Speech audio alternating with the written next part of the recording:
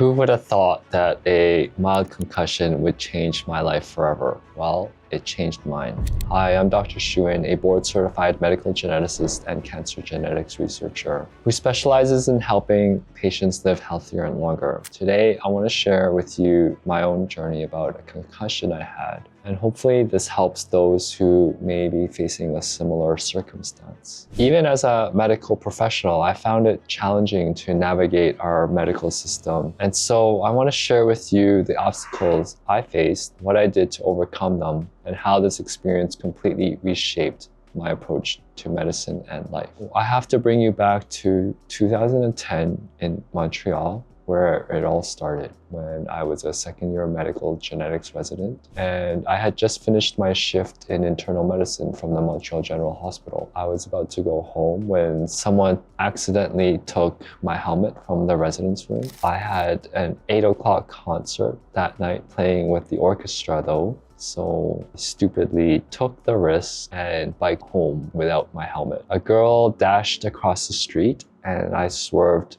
trying to miss her, but there was fresh snow that had just been laid and I lost control of my bike, falling backwards, and I hit my head really hard on the concrete. The next thing I knew, I was on the ground, dazed. My head was pounding. Thank God that the car behind me didn't hit me, but thank goodness I didn't lose consciousness. I got up feeling a little bit dizzy, but otherwise okay. Just a mild headache and some bruise, some bleeding, but that was it. So I got home, dressed, and actually went to the concert that night, performed with the group, and then afterwards I almost went back home, but decided, you know what, I should probably get this checked out just in case it's brain bleed, and just didn't want to die in my sleep. So I went to the ER, I got the CT scan, which showed everything to be okay. And the doctor said, you know, you're fine,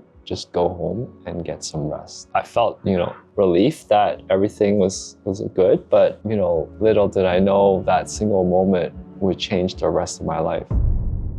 So just some doctor talk, when you talk about concussion, it's basically a head injury where the brain, which is encased in a solid skull, the brain is kind of floating in some liquid called the cerebrospinal fluid, which cushions the brain a bit. But if it's a traumatic event that kind of exceeds the cushioning effect of this liquid, you could get some real damage to the brain. Even if there's no bleeding involved, the brain is very soft like butter, and so you can easily damage the neurons, which are very fine wires connecting one region of the brain to the other. And so it's estimated that 1 in 5 people experience at least one mild concussion or traumatic brain injury in their lifetime, which is quite high. Even though I didn't have a brain bleed, my neurons were in total disarray. They caused me to experience insomnia, headaches, brain fog, sensitivity to light, sound, and movement. What makes it tricky is that sometimes these concussive symptoms can last a very long time, and you don't know when you finally recovered, because a subsequent concussion can cause these symptoms to reoccur and you're unsure whether to return to the activity that caused the concussion or not. And in my case, even after 10 years, I wasn't fully recovered and I didn't know that. And I had a car that accelerated very quickly. I bought a Tesla Model 3 and I floored it when I was just like so much fun riding this car. I was just flooring this car every time. The acceleration, however, was just so fast that it felt like a concussion to my brain again. And so it was re-damaging those neurons that had been damaged 10 years ago because they were never fixed. And so that brought again, all these symptoms came back. And I didn't know this at the time. I thought I was 10 years out of my concussion. How could something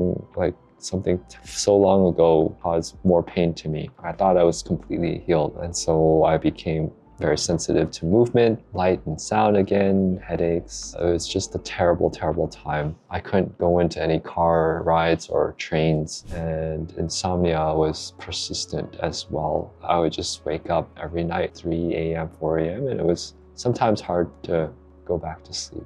So I found myself visiting doctor after doctor, getting imaging, medications that didn't really address the root cause of why I was feeling this way. And my life had completely changed. I didn't know what was causing all of this. I was just frustrated a little, thinking, how could something like a small concussion cause so much suffering and pain? What was I doing wrong? Thought myself to be a very healthy person. I didn't smoke, I didn't drink alcohol, ate a fairly healthy diet that was home cooked most of the time, and I exercised regularly. But little did I know that this was only the surface of what it meant to be healthy. Even for someone with a medical degree, it was really not enough. So I decided to do my own research. And what I discovered was that I wasn't addressing the root causes of my symptoms. I wasn't paying attention to my sleep, stress, diet. So I decided, I have to do something drastic here. I have to really regain my life back. And that's when I decided to try a totally different approach. You see, in our medical system, doctors are incentivized to see patients very quickly. They don't have time to spend hours talking to a patient to gather what are they eating, how are they sleeping, gathering a family tree for genetic susceptibilities. And so they're prescribing things like sleeping pills for insomnia, like a benzodiazepine, which you might have heard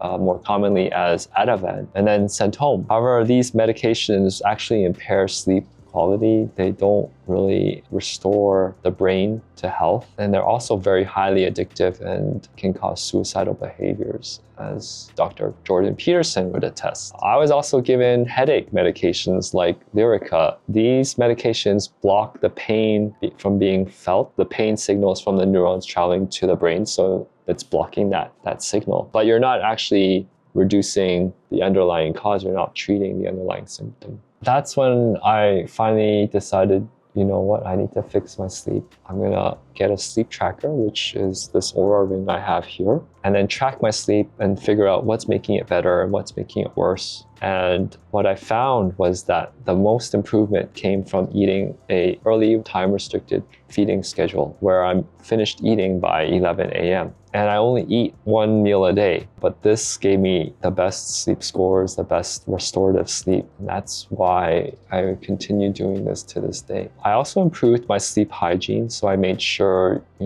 all the recommendations, following a regular sleep schedule, cooling the room, blackout curtains, air purifiers, and so on. I also took some genetic tests that helped analyze whether or not certain supplements would help. I found that through these genetic tests that magnesium, threonate, L-theanine, melatonin, 5-HTP might be helpful. So I gave them a try and it seemed to marginally improve my sleep, so I kept them on. I also found out that I was genetically very sensitive to caffeine, and so I completely cut out caffeine. So the other thing I looked at was my nutrition, and this is also something that we were never taught much about in medical school, but now I know that it forms one of the pillars of good health. So things that I changed were including fermented foods in my diet. I never ate fermented foods, but now I know that after a concussion, your gut microbiome, the bacteria that colonize your colon, are disrupted because of the gut-brain interaction. So, and stress, sleep deprivation, all of these things impact the gut microbiome. And I started eating things like natto, which at first was completely disgusting, but it grows on you.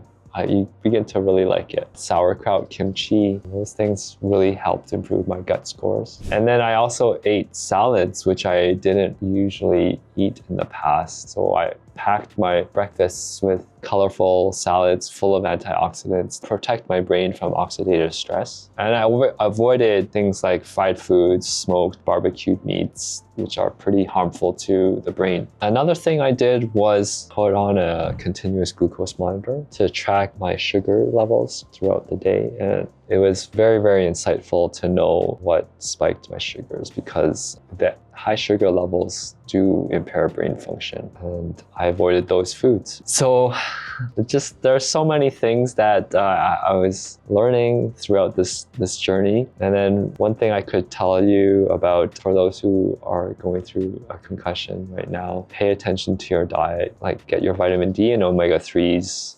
optimized. And then the last thing you should do is try to improve blood circulation to the brain. So never stay sitting for too long, always move around, get the blood flowing, exercise regularly as tolerated, I guess. And then you could do a few extra things, though it might be expensive for some. So I did some red light therapy with a sauna, and that's supposed to increase the blood flow. It's kind of like doing an exercise as well, but through a sauna use. And then hyperbaric oxygen therapy, which is basically you're lying in a tank that's sealed and compressed oxygen is being flowed into it so that your blood can be super saturated with oxygen. And this increases the ability for the brain to heal faster. And the last thing I did was improve my posture. So I avoided sitting too much, improved my posture, and I visited an osteopath who was extremely helpful in correcting differences in my curvature of the spine, my neck. And so I highly recommend that, because it's very easy to get some misalignment. But osteopath was very, very helpful. These changes made a huge difference in my recovery. So after 10 years of insomnia with no improvement, after doing all of these things little by little, my sleep normalized, my headaches disappeared, and I was able to finally return to activities I love, like martial arts and exploring the world, going on a train, taking a bus ride, things like that I took for granted. And so it made me realize that masking symptoms, which is what we often prescribe in traditional medicine, isn't enough. We have to look at functional medicine, where you're treating the root cause through true health optimization, not just through pills. Looking back, I'm just grateful, I guess, for that accident. It changed me, not just as a person, but also as a doctor. This did deepen my passion for medical genetics, my specialty, because it's really the only truly holistic field of medicine. We touch on every organ system. We treat patients from birth to death, and it targets patients at their underlying genetic cause. So we try to treat things at the molecular level. And that's a story of how a concussion completely changed my life for the better. Subscribe for more content about genetics, health, and longevity. Until then, take care of your mind and body. It's the most precious thing we have.